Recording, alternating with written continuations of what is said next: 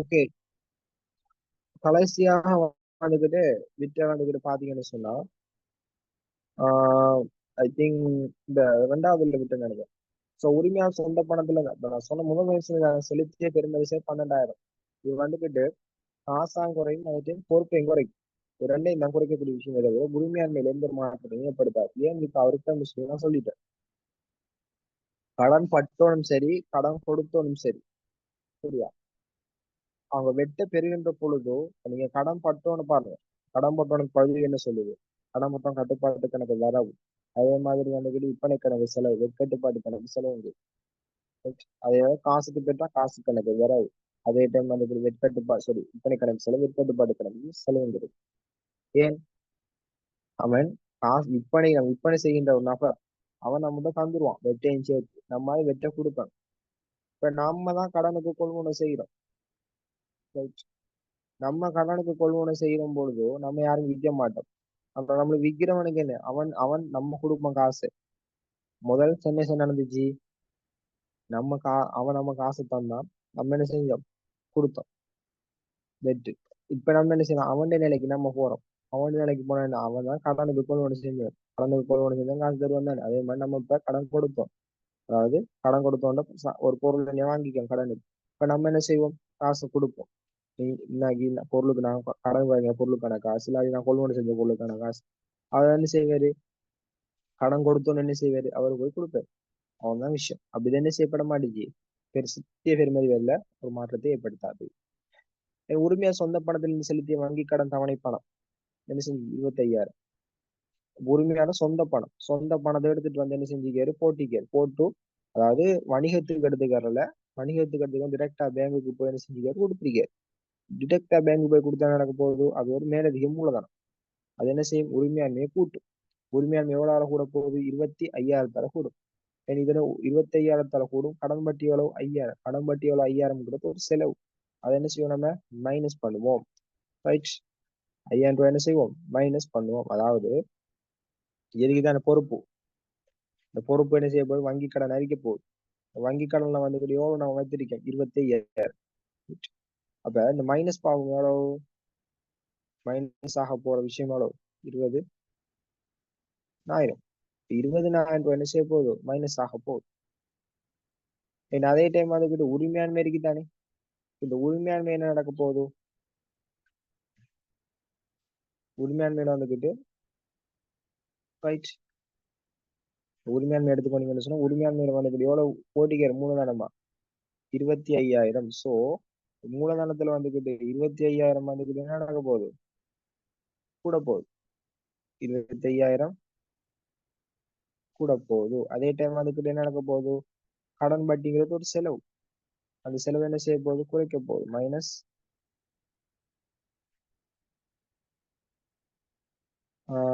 5,000.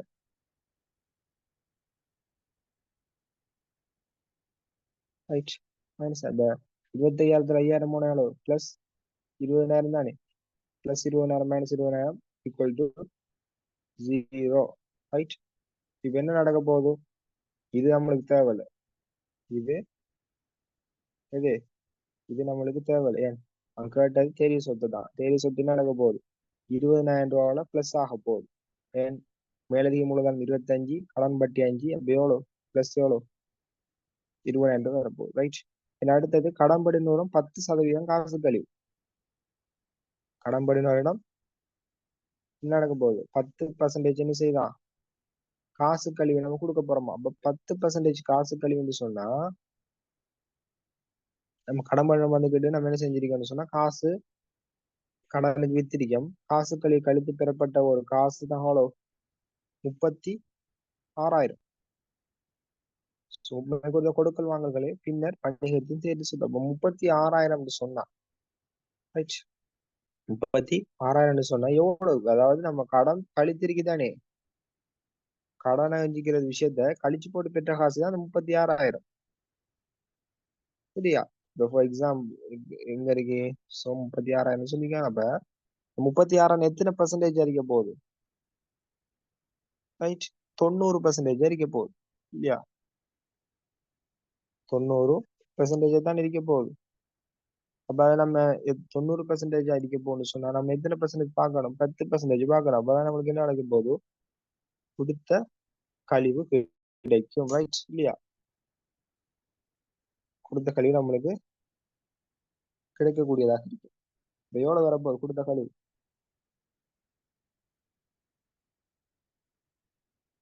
ஐ think 4000. Right, yes, 4000.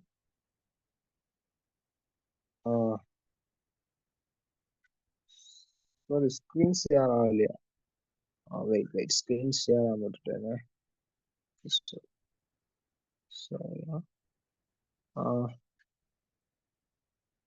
Screen sharing நிமிஷம்.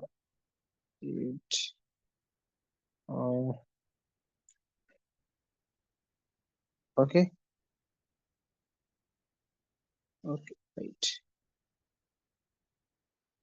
இப்ப பாருங்க 4000 வருது. எப்படி 4000 வந்த? அதாவது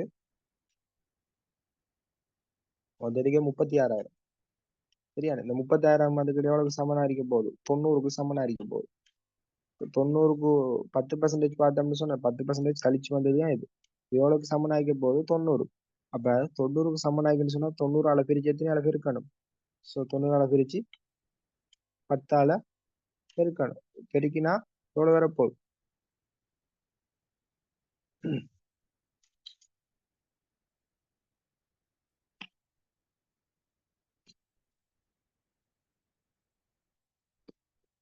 எவ்வளவு? 4,000 வரப்போகுது. 4,000 நம்ம என்ன செஞ்ச? கொடுத்த கழிவு. சோ இப்ப என்ன செய்யுங்க? கழிவு அங்க வாங்க, குஷனுக்குள்ள வந்தீங்கன்னு சொன்னா ஆஹ் உம் கொடுக்கும் காத்து காசு பெறப்பட 36,000 பேருக்கு வாங்கி கழித்து பெறப்பட அப்ப 4,000 ரூபாய் தான் என்ன செய்ய போகுது? குறைய போகுது. அப்ப என்ன செய்யுங்க? 4,000 ரூபாய் குறைங்க. எவ்வளவு வரப்போகுது ஆன்சர்? ஆல்ரெடி நம்ம பார்த்ததுல 20,000 ரூபாய் இருந்துச்சு. அதாவது என்ன? முதல் இருக்கிறது அவங்க என்ன செய்ய பண்ண மாட்டுச்சு? தாக்கத்தை ஏற்படுத்த மாட்டுச்சு. ஏன்? செலுத்திய பெறுமதி சேர் வரிங்கிறது ஒரு பொறுப்பாக வரும், ஒரு சொத்தாக வரும். அது சொத்தா பொறுப்புல எல்லாம் தாக்கத்தை ஏற்படுத்துமே தவிர அது ஒரு செலவாக வர மாட்டுச்சுன்னு சொல்லிவிட்டு. இரண்டாவது விஷயம், உரிமையா சொந்த பணத்துல விட்ட காசு 25,000 உரிமையாண்மையை கூட்டும். அதாவது தேறிய சொத்து கூட்டும். அதுல வட்டி இருக்கிறது 5,000, அதை கழிச்சுட்டோம்னு சொன்னா தேறிய சொத்துல ஏற்பட்ட அதிகரிப்பு எவ்வளவு? 20,000 ரூபான்னு சொல்லி வரப்போகுது. ஏன்னா அதே டைம் அதுக்கிட்டு கொடுத்த கழிவுங்கிறது ஒரு செலவு. கொடுத்த கழிவு செலவாக 36,000 வந்திக்குன்னு சொன்னா நம்ம 90 பிரிச்சு 10 பிரிக்கணும். அந்த விட வந்துக்கிட்டு எவ்வளவு? 4,000. அப்ப 4,000ங்கிறது என்ன? ஒரு கொடுத்த கழிவு. அப்ப மொத்தம் 20,000த்துல இந்த 4,000 முடிஞ்சுட்டுன்னா 16,000 ரூபாய் சேர்ப்போது அதிகரிப்புன்னு சொல்லி பெறப்போகிறது. ஆன்சர் எவ்வளவு? அதிகரிப்பு 16,000. Okay okay. அடுத்தது எட்டாவது விஷயம். நாவிதன் என்பவர் ஜனவரி 1 ஜனவரி 2022 தன்னிடமுள்ள காசு 250,000 இலங்கை வங்கியில் ரூபாய் 1,50,000 கடனையும் பெற்று வணிகம் ஒன்றினை ஆரம்பித்தார். அவ்வணிகத்தின் 31 டிசம்பர் 2022 உள்ள நிதி நிலைமை வேறுமாறு. சோ மொத்த சொத்துக்கள் தந்திருக்காங்க அவ்வளவு 3,70,000. மொத்த பொறுப்புகள் தந்திருக்காங்க 1,20,000. இவ்வாண்டு உரிமையாளர் மாதம் 2,000 வீதம் பங்கு பெற்றார். சோ 2020 லாபம் நட்டம் யாது? சோ அவங்க கேட்டிருக்க கொஷன் லாபம் நட்டம் யாருன்னு சொல்லி கேட்டிருக்காங்க. சோ உங்களுக்கு தெரிஞ்சிருக்கும் the format இல்லையா? So the format. அப்ப நம்ம format definitionல அடிச்சோம். அப்ப அடிச்சீங்கன்னு சொன்னா கரெக்டான ஆன்சர் வரும். So you see this. Okay. அதாவது format என்ன சொல்லுதுன்னு சொன்னா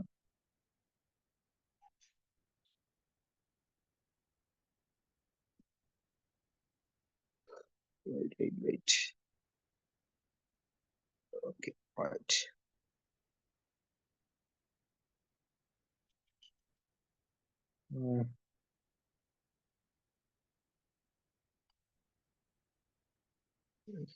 Solution right.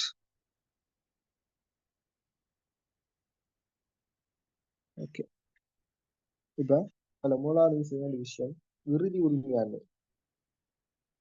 இறுதி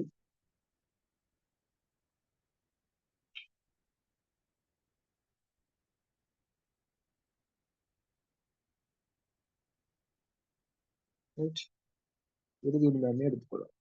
ஸோ இறுதி உரிமையாண்மையில வந்து நீங்க மைனஸ் பண்ண வேண்டிய ஒரு விஷயம் என்னது? ஆரம்ப உரிமையாண்மை. ரைட். உரிமையாண்மையில இருந்து நீங்க மைனஸ் பண்ண வேண்டிய விஷயம் ஆரம்ப உரிமையாண்மையாக இருக்கும். ரைட். அடுத்த விஷயத்துக்கு வருவோம். இறுதி உரிமையாண்மைக்கு அடுத்து ஆரம்ப உரிமையாண்மை minus.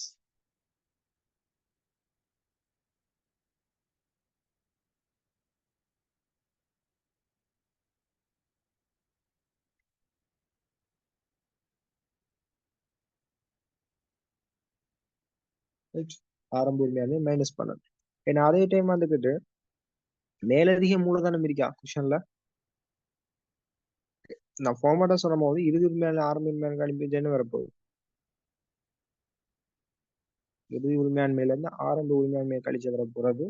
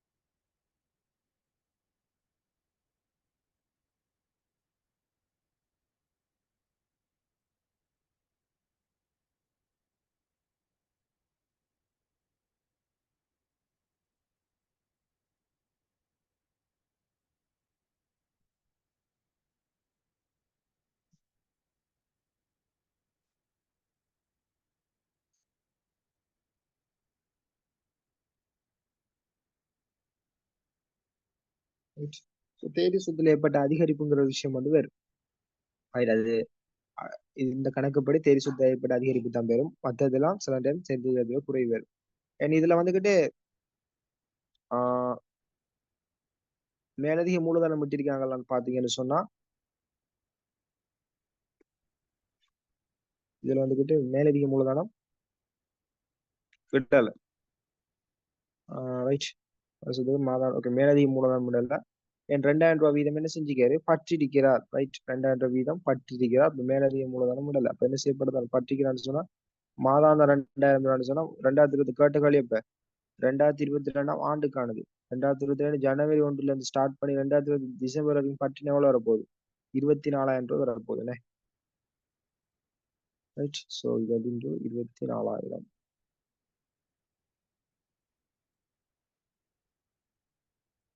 Going to okay now. So இதோட நீங்க என்ன செய்யணும்? பற்ற கூட்டம்.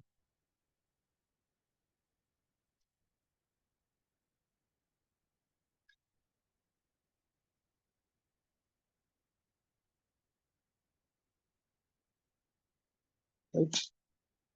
பற்ற கூட்டினீங்கன்னு சொன்னா உங்களுக்கு கிடைக்கக்கூடிய விஷயம் தான் இது.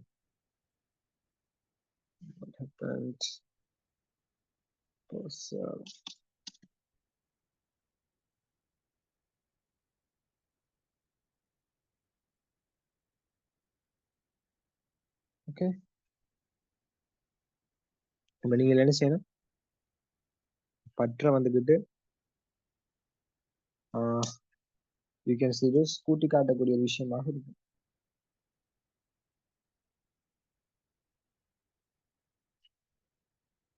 ரைட்.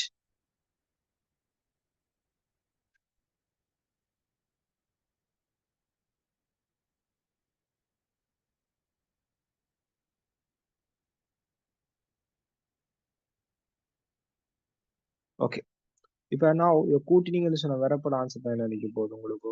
லாபம் அல்லது நட்டம். ஸோ இப்ப நம்ம இறுதி உரிமையாண்மையை ஃபைன் பண்ணுவோம். அந்த கொஷின் அடிப்படையில பாத்தீங்கன்னு சொன்னா நீங்க அந்த பேப்பர் வந்துகிட்டு ஐ வில் போட்டுட்டீங்க. நீங்க ஸோ பார்த்துக்கொள்ளுங்க. அதில் பார்த்தீங்கன்னு சொன்னா இறுதி உரிமையாண்மை நீங்க பார்த்தீங்கன்னு சொன்னா திரும்ப பீத்தா கொஞ்சம் கொஞ்சம் பண்ணலாம். Okay right. இப்போ போக மாதிரி சொல்லு. ஸோ பாருங்க இறுதி உரிமையாண்மை நீங்க பார்த்தீங்கன்னு சொன்னா இறுதி உரிமையாண்மை நீங்க பார்த்தீங்கன்னு சொன்னா அதுல நம்ம கண்டுபிடிக்கக்கூடிய விஷயம் சிம்பிளா செஞ்சுக்காங்க. 2022 3 மாசம் 31 உள்ள நீள நேர்மாறு. ஸோ மொத்த சொத்து 3,75,000 செஞ்சுக்காங்க. அதே டைம் வந்துகிட்டு நோமலா வந்துகிட்டு 1,25,500 தான் பிரிக்காங்க. ஸோ நம்ம என்ன செய்யலாம், மொத்த சொத்துல இருந்து மொத்த பொறுப்பை கழிச்சா நம்மளுக்கு இறுதி உரிமையாண்மை கிடைக்கக்கூடியதாக இருக்கும். ஸோ வி கோயிங் தட் மொத்த சொத்து எவ்வளவு? 3,75,000 ரைட். ஸோ 3,75,000 அதோட வந்து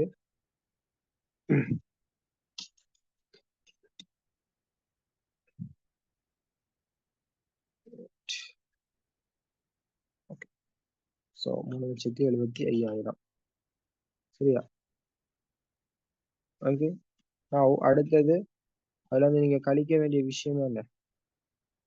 இறுதி பொறுப்பு எவ்வளவு? 125,000 right. how much answer? So 3,75,000 இருந்து 125,000 கழிச்சிங்கன்னு சொன்னா 2,50,000 வாங்குறது இறுதி உரிமையாண்மை கிடைக்கும். அடுத்தது ஆரம்ப உரிமையாண்மை கண்டுபிடிக்க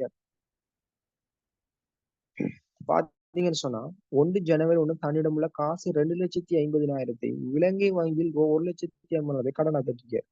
ஸோ தன்னிடம் உள்ள காசு எவ்வளவு? 2,50,000. இதான் மூலதனம். ஸோ மூலதனம்ங்கிறது ஒரு வணிகத்திடமிருந்து வாங்கி நம்மகிட்ட வார விஷயம் இல்லை. பிகாஸ் அவர் விலங்கை வங்கியில இருந்து வாங்கியிருக்காரு. விலங்கை வங்கியில இருந்து வாங்கின என்ன நடக்க போதாங்க? அவர் என்ன செய்ய போறாரு? பொறுப்பை நஞ்சயத்து கூட்ட போறாரு இல்லையா? அதாவது காசு 2,50,000 வாங்கி அதே மாதிரி பொறுப்புன்னு சொல்லி ஒன்று வாங்கி வச்சுக்காரு. அதாவது சொத்து பொறுப்பு சக உரிமையாண்மை தானே. இப்ப சொத்துல வந்துகிட்டு ரெண்டு பேர் விட்டு 2,50,000 இருக்கும். அதே டைம் வந்துகிட்டு பொறுப்பாக இருக்கக்கூடிய 1,50,000 வங்கியில இருந்து பெற்ற காசும் இருக்கும். இந்த ரெண்டு காசையும் சேர்த்து வந்து என்ன செஞ்சு பேரு விட்டு இப்ப என்ன நடக்க போகுது?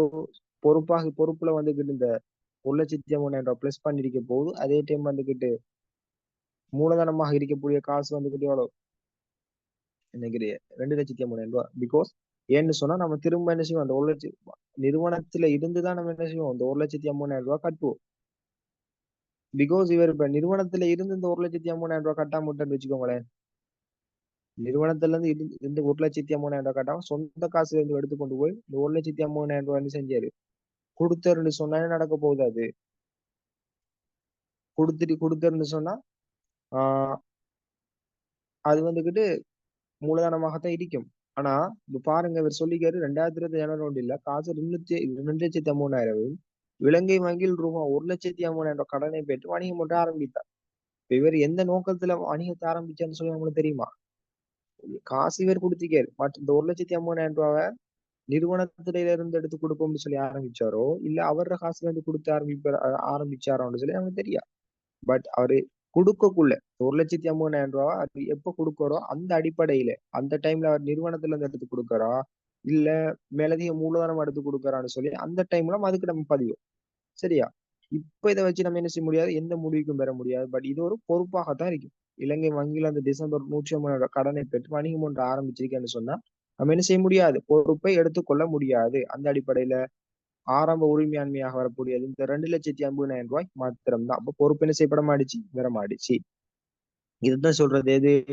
அதே டைம் வந்து அழகு சார் என்ன கருத்து சொல்லுது, உரிமையாளர் வேறு நிறுவனம் வேறு. உரிமையாளருங்கிறவர் என்ன செஞ்சுக்காரு, அவருடைய காசு எடுத்து கண்டுபிடிக்காரு. இது அவருடைய உரிமையாளரிடம் இருந்த காசு இல்ல, இலங்கை வங்கியில இருந்து ரூபாய் 150 கடனை பெற்றிருக்கிறார்.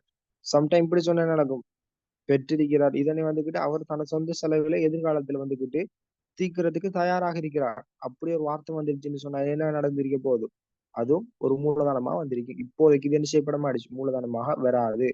அப்ப ஆரம்ப உரிமையாண்மை எவ்வளவு? 2,50,000.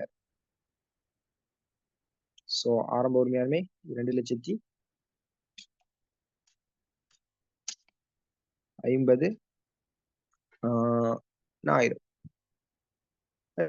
அடுத்து இந்த 2,50,000 என்ன நடக்க போகுது? பிகாஸ் இந்த 2,50,000ங்கிறது கழிக்கப்படுற ஒரு விஷயம் என்ன. இப்ப 2,50,000 நீங்க கழிக்கணும். ஸோ இந்த 2,50,000 நீங்க கழிச்சுக்கன்னு சொன்னா ஒரு ஆன்சரா வரக்கூடிய விஷயம்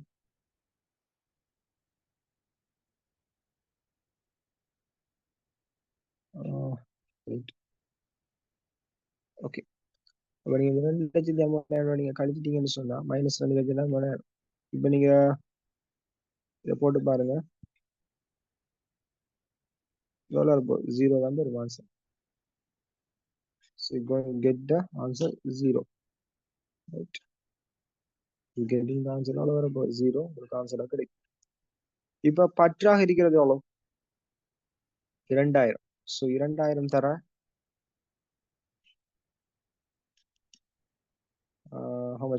12 மாசத்துக்கு பார்க்கணும். 2,000 தர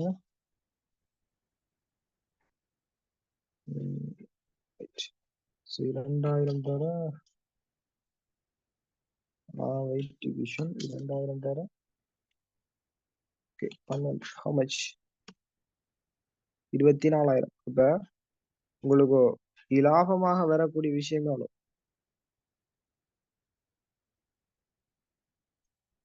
ப்ராஃபிட்டாக வரக்கூடிய விஷயம் எவ்வளவு அடிக்க போகுது? இது ரெண்டும் 0 பிரிக்கக்கூடிய ஒரே விஷயம் எவ்வளவு? இது 24,000 மட்டும்தான். அப்ப 24,000 என்ன வரப்போகுது உங்களுக்கு? ப்ராஃபிட்டாக வரப்போகிற விஷயம், ரைட்? அப்ப இதுக்கு வாங்க பாருங்க, 24,000 ஆன்சர் எங்க இருக்கிறது? 24,000 ரூபாய் நடக்க போகுது உங்களுக்கு ப்ராஃபிட்டாக வரக்கூடிய ஒரு விஷயம். இதுதான் ஆன்சராக இருக்கக்கூடிய ஒரு விஷயம், right? Okay okay right. So அடுத்ததுக்கு வருவோம். 6வது கொஷன். ஸோ இதுல பாத்தீங்கன்னு சொன்னா வணிகம் 9வது கொஷன். வணிகம் 2021 மார்ச் மாதத்தில் வங்கி தகவல் வருமாறு காசு கட்டுப்பாட்டு கணக்கின்படி வரையப்பட்ட காசோலைகளுடைய மொத்த தொகை. அதாவது வணிகம் 2020 மார்ச் மாதம் வங்கி தகவல்கள் வருமாறு காசு கட்டுப்பாட்டு கணக்கின்படி வரையப்பட்ட காசோலைகளுடைய மொத்த தொகை 1,75,000. ஸோ மார்ச் மாத வங்கி கூற்றில் வரவு வைக்கப்பட்ட மொத்த தொகை 1,40,000 ஸோ இதனுள் பின்வருவன உள்ளடங்கும். நிலையான கட்டளை கொடுப்பது வழங்க. Okay right. 2வது மாதம் சமர்ப்பிக்கப்படாத காசோலைகளுடைய தொகை கட்டிருக்காங்க விஷயம்ல. ஸோ இப்ப பாருங்க, வணிகம் ஒன்றினுடைய 2வது மார்ச் மாதம் வங்கி தரப்பிலும் காசு கட்டுப்பாட்டு கணக்கின்படி வரையப்பட்ட காசோலைகள் வரையப்பட்டன்னு சொன்னா நம்ம வழங்கின காசோலை நம்ம செக் பண்ணி சைன் பண்ணி வழங்கின மொத்த தொகை வந்துட்டு ஹவு மச் 1,75,000 இருக்கு. மார்ச் மாதம் வங்கி கூற்றின்படி வரவு வைக்கப்பட்ட காசு தெரியும். நம்ம அக்கௌண்ட்ல வந்து விழுற காசு எல்லாம் வந்துட்டு செலவு பக்கம் இருக்கும். அதே டைம் நம்ம அக்கௌண்ட்ல இருந்து போற காசு எல்லாம் வந்துட்டு வரவு பக்கம் இருக்கும். வங்கி கூட்டுல காசு கணக்குக்கு ஆப்போசிட்டான விஷயம் தான் அங்க இருக்கு. வரவு வைக்கப்பட்ட மொத்த தொகை எவ்வளவு? 1,40,000. இதன் பின்வருவனவர் உள்ளடங்கும். நிலையான கட்டளை கொடுப்பனவுகள் 1,000. பெண் வங்கி அறிவிட்ட புத்தக கட்டணம் வந்துகிட்டு how much? 1,000. ரைட். கேட்ட விஷயம் 2,000 சமர்ப்பிக்கப்படாத காசோலை வந்தவை சிம்பிளா பார்க்கலாம். இந்த 1,75,000 இருக்குதானே, இந்த 1,75,000 இது காசு கட்டுப்பாட்டு கணக்கு தான். பட் இந்த 1,75,000 சில விடயங்கள் உள்ளடங்கி இருக்க மாட்டுச்சு. அது வங்கி கூற்று வந்தா மட்டும்தான் நம்மளுக்கு தெரியுமே. வங்கி வந்துகிட்டு என்ன செஞ்சிருக்கும், அவங்களுடைய இந்த வங்கி அறுவிட காசோலை புத்தக கட்டடம் அது வங்கிக்கு தான் தெரியும். நம்ம நிறுவனத்துக்குன்னு சொல்லி ஒரு செக் புக் ஒன்று பண்ணுவோம். செக் புக்கு வந்துகிட்டு அவங்க ஒரு நாள் 1,000 ரூபாய் பதிவாங்க, சில நேரம் 1,500 எடுப்பாங்க, 2,000. அது நிதி கூற்றுக்கு வந்தது போறோம் நம்ம என்ன செய்வோம், வங்கி கூற்று வந்தது போறோம் பார்த்து பதிவோம். நிலையான கட்டளை கொடுப்பனும் அப்படித்தான். அதாவது நிலையான கட்டளை கொடுப்பனங்கிறது இப்ப போன் பில், அதே மாதிரி வந்துகிட்டு செல்போன் பில், அந்த மாதிரி பில்கள் எல்லாம் வந்துகிட்டு நம்ம என்ன செய்வோம்னு சொன்னா டிரெக்டா ஒவ்வொரு மாசமும் போய் கட்டாம இப்ப நம்ம என்ன செய்யறோம், செட் பண்ணி வச்சுக்கிறோம். அதாவது பேங்கோடைய கனெக்ஷன்ல இருந்து நம்ம என்ன செஞ்சு கொள்றோம்னு சொன்னா அத பேங்கையும் அந்த நிறுவனத்தையும் வந்து கனெக்ட் பண்ணி வச்சுக்கணும். வருஷத்துக்கு எவ்வளவு பில் வந்து டெட் ஆகுதோ அது தானாக என்ன செய்யப்பட்டுரும், நம்மளில இருந்து கழிக்கப்பட்டுரும். சரியா? அது வந்துகிட்டு ஒரு வங்கியால் வழங்கப்படுகின்ற ஒரு சேவையாக இருக்கிறது. இப்ப இந்த 2 விஷயங்களும் வந்து என்ன செய்ய மாட்டுச்சு, காசு கட்டுப்பாட்டு கணக்குல இருக்க மாட்டுச்சு. திருத்திய காசு கணக்கு ஃபர்ஸ்ட்டுக்கு நம்ம பார்க்க வேண்டிய விஷயம், திருத்திய காசு கணக்கு எடுப்போம். 1,75,000. ஸோ 1,75,000 வந்துக்கிட்டு நீங்க இந்த 7,000 ரூபாய் எங்க நீங்க ஸோ 1,75,000 அந்த 1000 போனா 1,74,000, 1,74,000 இருந்து 7,000 முடிச்சுட்டு சொன்னாலும் வரப்போகுது 1,87,000 சாரி 1,67,000 வரப்போகுது, ரைட்? சரியானே? அதாவது 8,000, 1,75,000 இருந்து 8,000 கழிக்கும் 1,67,000 வரப்போகுது. இப்ப சொல்லிக்காங்க வாதம் வங்கி கூட்டுல வந்துகிட்டு சமர்ப்பிக்கப்படாத காசோலையாக இருக்கிறது எவ்வளவு? சாரி, வர வைக்கப்படாம காசு முறை வைக்கப்பட்ட மொத்த தொகை எவ்வளவு? 1,40,000. சரியா? இப்ப நம்ம சீராக்கினத்துக்கு பிறகு காசு கட்டுப்பாட்டு கணக்கின் படி வரையப்பட்ட காசோலைகளினுடைய மொத்த தொகை எவ்வளவு இருக்கிறது? வரையப்பட்டன்னு சொன்னா கொடுப்பனவு செய்யப்பட்ட வரையப்பட்ட காசோலைகளுடைய மொத்த தொகை வந்துகிட்டு 1,75,000 தான் இருக்கிறது. இப்ப நீங்க இதுல ரெண்டு காசு அடிக்கும். 1,40,000 இருந்து 1,70,000 கழிச்சிங்கன்னா எவ்வளவு இருக்கும்? 1,70,000 இருந்து 1,40,000 கழிச்சிங்கன்னா உங்களுக்கு ஆன்சர் போறது 35,000. அதுவும் உங்களுக்குள்ள இருக்கும். பட் சொல்ற விஷயம் வந்துகிட்டு இப்ப படி காசோலைகளுடைய மொத்த தொகை நம்ம வரைஞ்ச காசோலை எவ்வளவு? வரையப்பட்ட காசோலை சொல்லி 1,70,000 இருக்கு. பட் இங்க சொல்லிருக்காங்கன்னு சொல்லி வரவு வைக்கப்பட்ட மொத்த தொகைன்னு சொல்லி எவ்வளவு இருக்கு? 1,40,000. இந்த வரவு வைக்கப்பட்ட இந்த வரவு வெச்சத்துல எவ்வளவு இருக்க போகுது? வரவு வச்சிருக்கேன் தானே வங்கி கூட்டுல அதுல இந்த நிலையான கட்டளை கொடுப்பனவோ அதே டைம் வந்துட்டு நினைக்கிற வங்கியார் விட்ட காசுல போகுது. இதுவும் தான் என்ன செஞ்சுக்க போகுது? வரவு வச்சுக்க போகுது. இது என்ன செய்யப்பட்டிக்க மாட்டுச்சு? இதுல இருக்க மாட்டுச்சு, ரைட்? இதுல இருக்க மாட்டுச்சு. அப்படி இல்லாட்டி நீங்க இப்படி யோசிக்கலாம். இதுல வந்துகிட்டு படி வரவு வைக்கப்பட்ட மொத்த தொகை எவ்வளவு?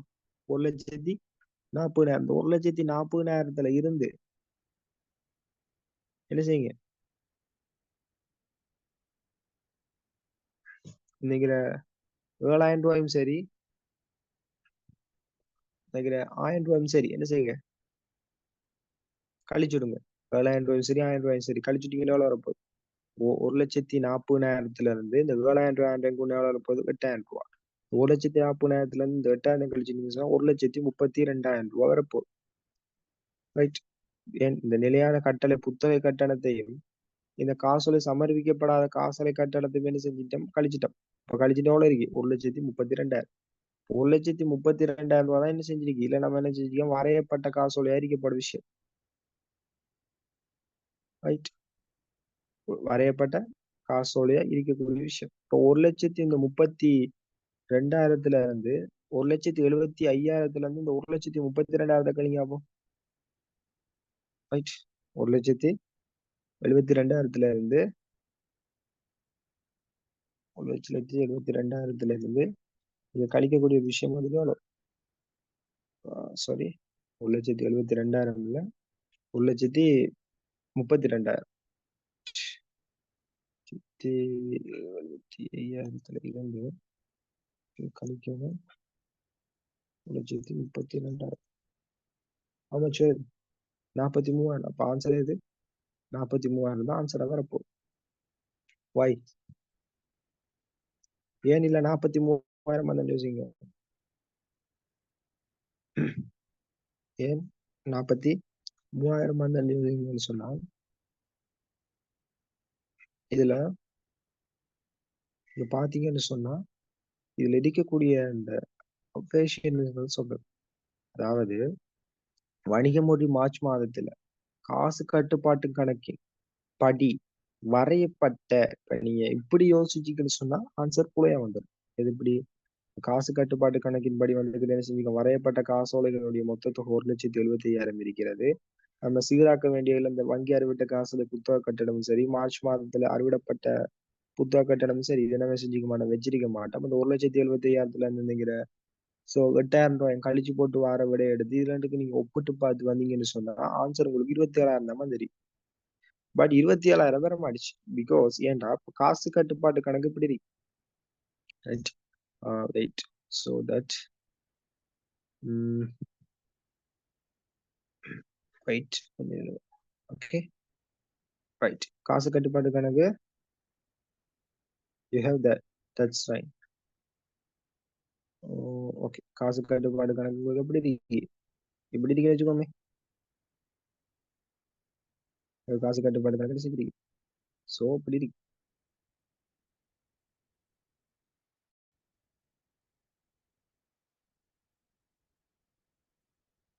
ரைட்.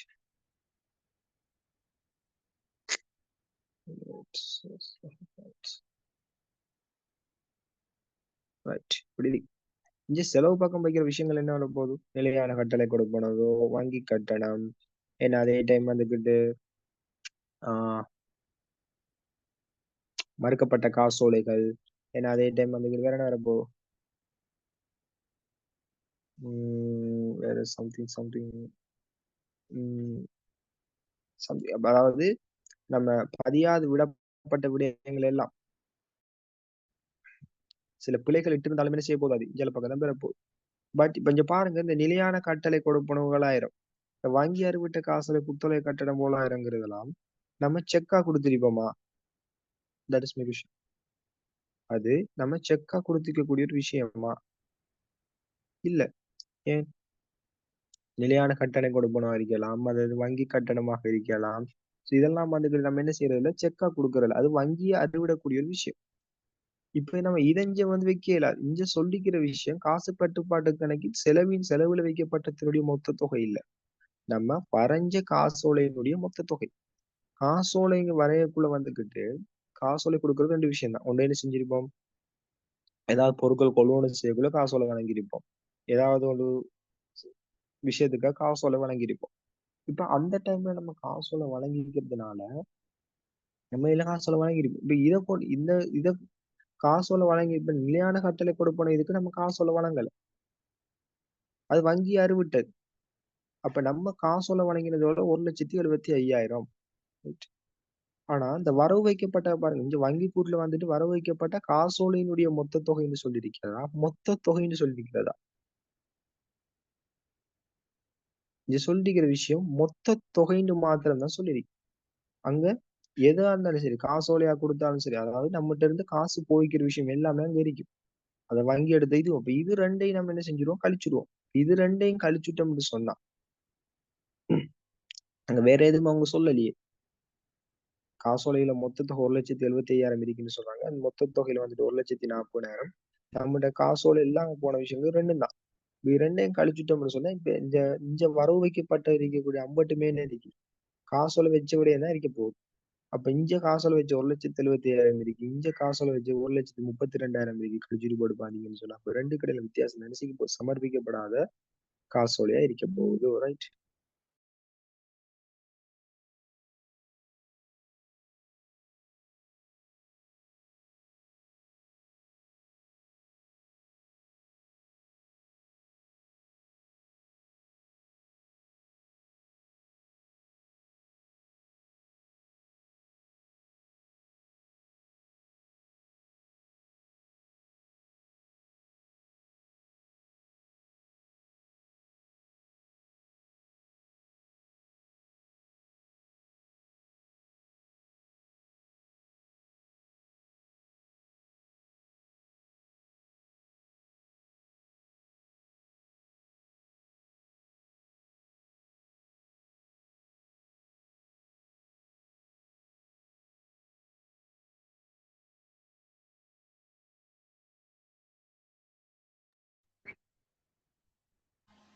அடுத்து இருக்கிறத நீங்க பாத்தீங்கன்னு சொன்னா இதுல இருக்கக்கூடிய அடுத்து இருக்கக்கூடிய விஷயம் என்ன சொன்னா, இந்த கடன் கொடுப்போம் கட்டுப்பாடு